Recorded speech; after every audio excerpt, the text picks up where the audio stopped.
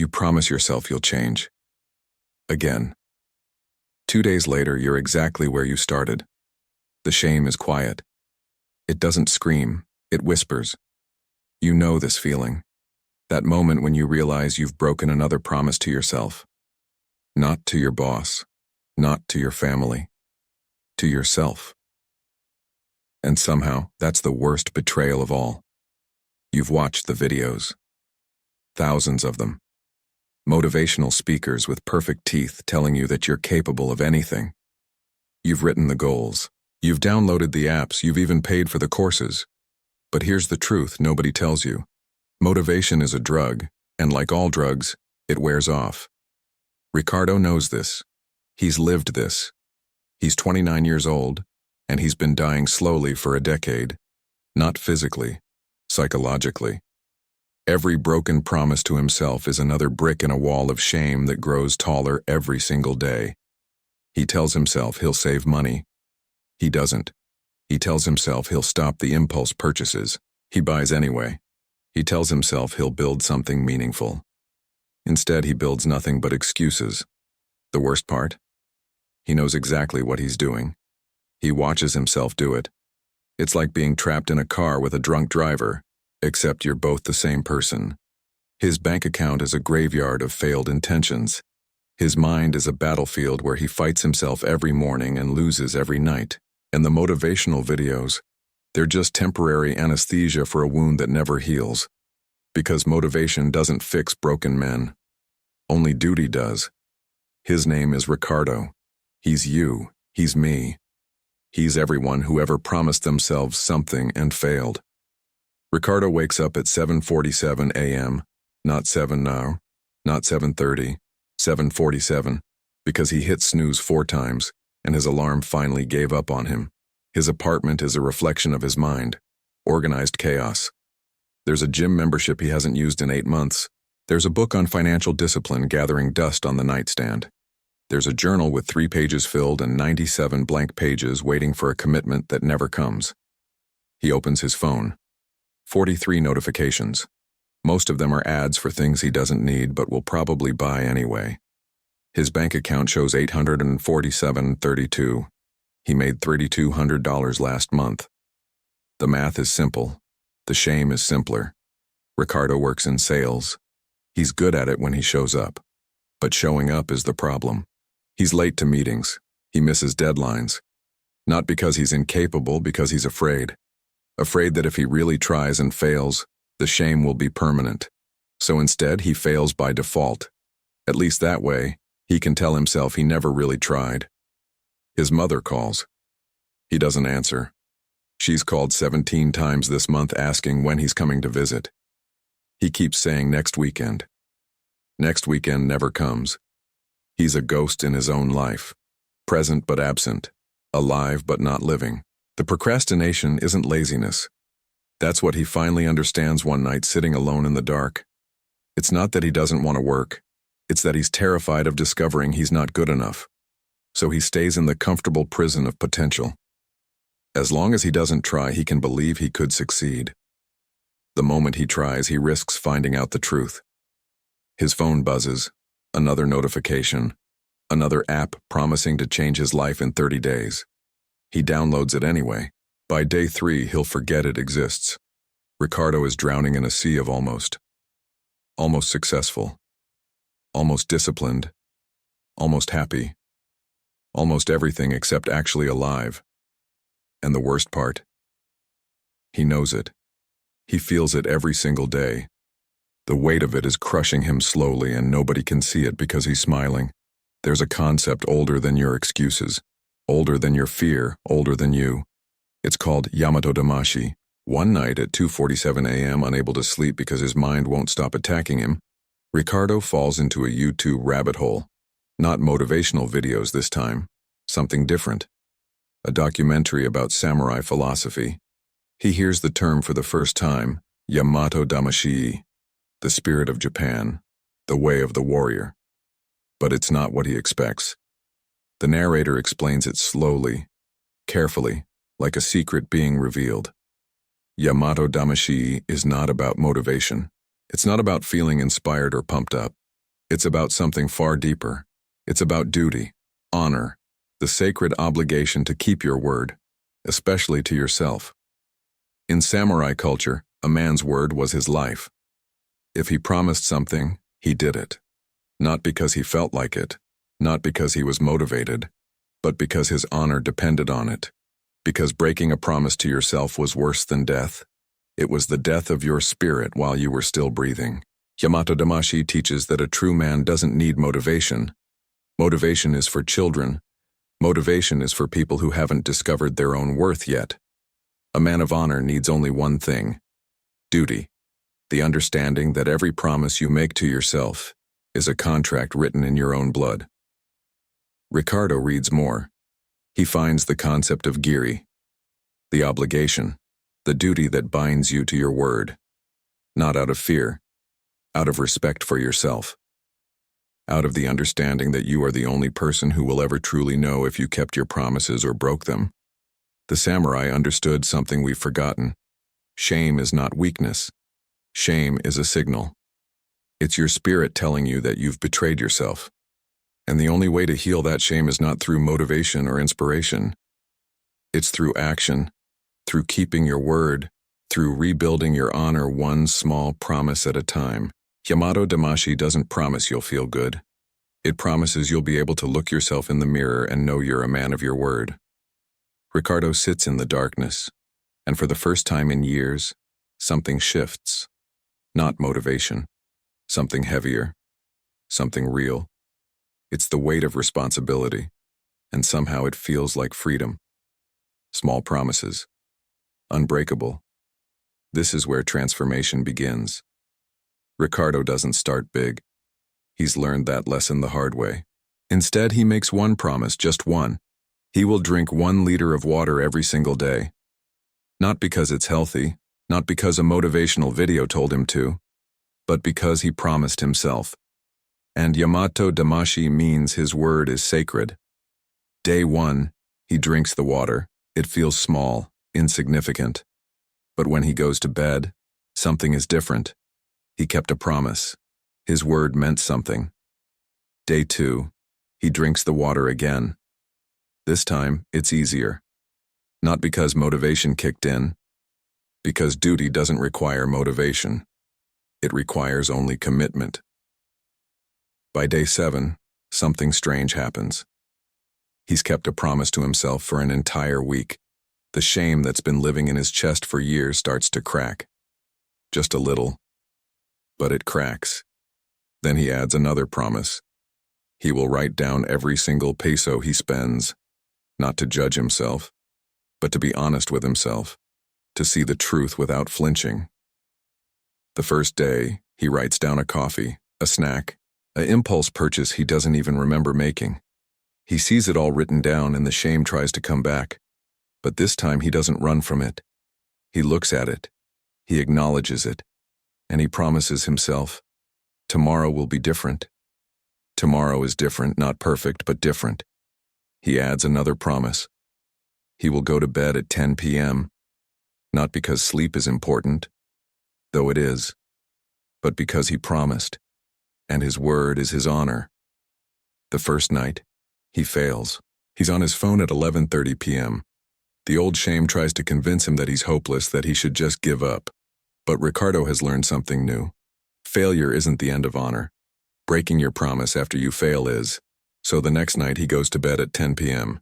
He keeps his word. These are not big changes, they're microscopic, but they're unbreakable. His mind starts to shift, not because he's motivated, because he's building evidence that he's a man of his word.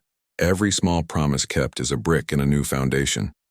Every morning he wakes up and realizes he kept yesterday's promises. His sense of self changes. He stops watching motivational videos. He doesn't need them anymore. He has something better. He has honor. His spending changes not because he's restricting himself, but because a man of honor doesn't waste his own money. It's disrespectful to himself. His money becomes sacred because it represents his time, his effort, his life, and he promised himself he would treat his life with respect. By week 3, he's kept every single promise. His bank account has $200 more than it did before. Not because he's earning more, because he's stopped bleeding money through shame and impulse. His mother calls. This time he answers.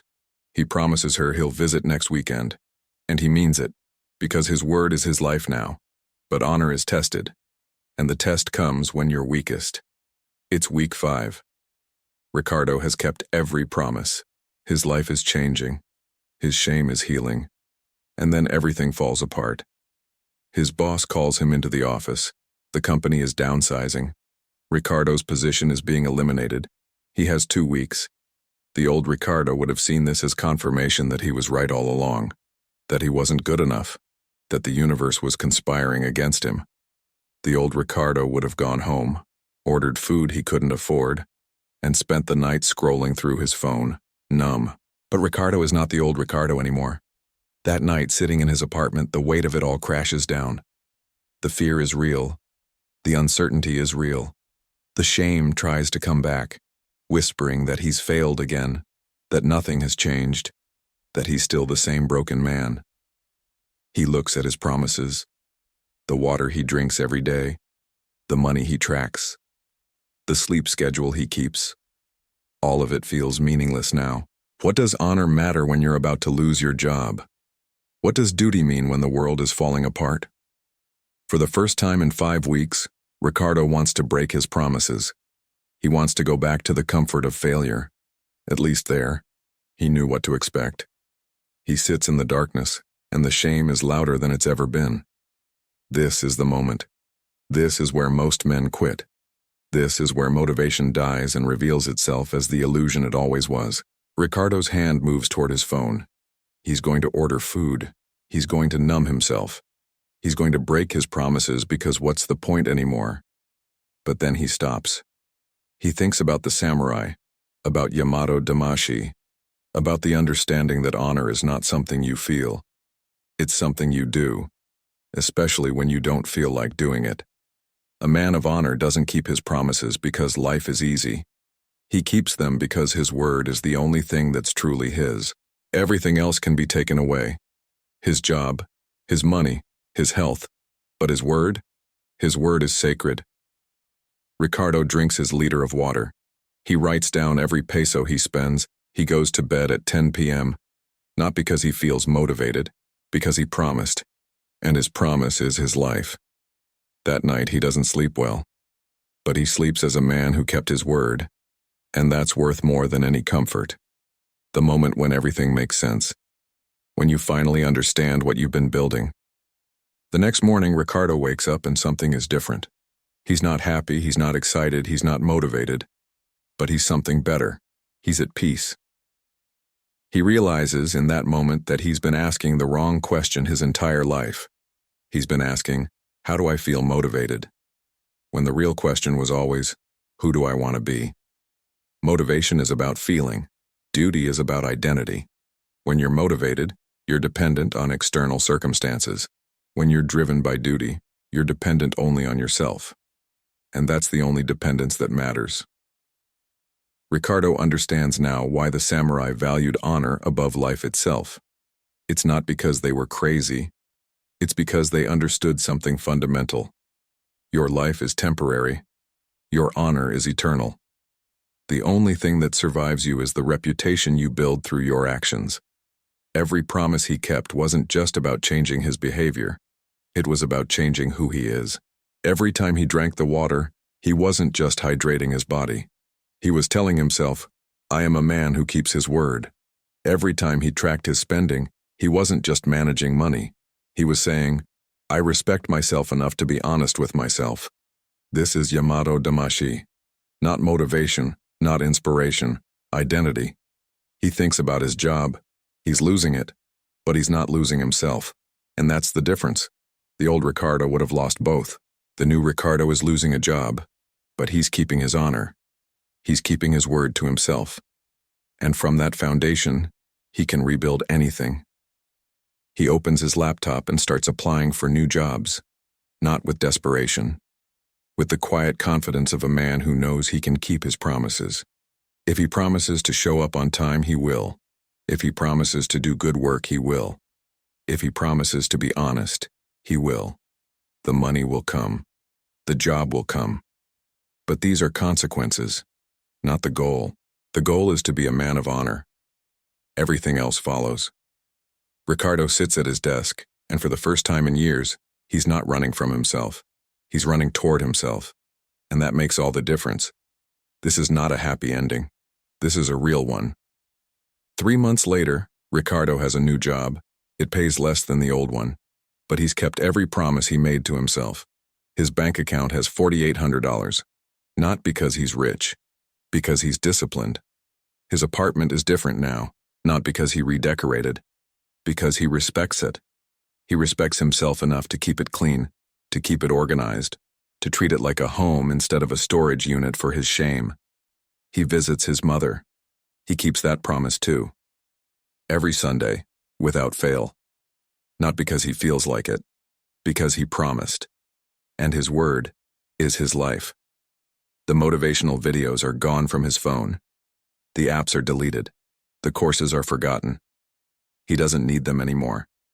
He has something better. He has a system, a practice, a way of living that doesn't depend on how he feels. Some days are hard. Some days the old Ricardo tries to come back, whispering that one broken promise won't matter. But Ricardo knows better now. One broken promise is the beginning of the end. One kept promise is the beginning of everything. His friends notice the change. They ask him what happened. How did he do it? He tries to explain Yamato Damashii, the concept of duty, the power of keeping your word. Some of them listen. Most of them don't. They're still looking for motivation. They're still waiting to feel inspired. Ricardo doesn't judge them. He was them. He understands the comfort of waiting for motivation to strike, but he also understands the freedom of duty. He's not perfect. He still struggles. He still has moments of doubt. But the difference is that he doesn't run from those moments anymore. He runs through them. Because a man of honor doesn't need to feel strong. He just needs to keep his word. His money is no longer chaos. It's a reflection of his values. Every peso he spends is a conscious choice, not an impulse. Every peso he saves is a promise kept to his future self. He's building something now. Not a business empire, not a fortune, a life, a real life. Built on the foundation of keeping his word, one small promise at a time. This is what Yamato Damashii looks like in the real world. Not samurai swords and honor codes from centuries ago. A 29-year-old man who decided that his word was worth more than his comfort, that his honor was worth more than his impulses, that who he is becoming is worth more than how he feels today. The transformation isn't magical. It's not even visible to most people. But it's real. It's permanent. And it's the only kind of transformation that actually lasts. Now it's your turn, and you know it. You've been reading this story, and somewhere inside you, you recognize yourself. Maybe you're not Ricardo, but you know the feeling. The shame of broken promises.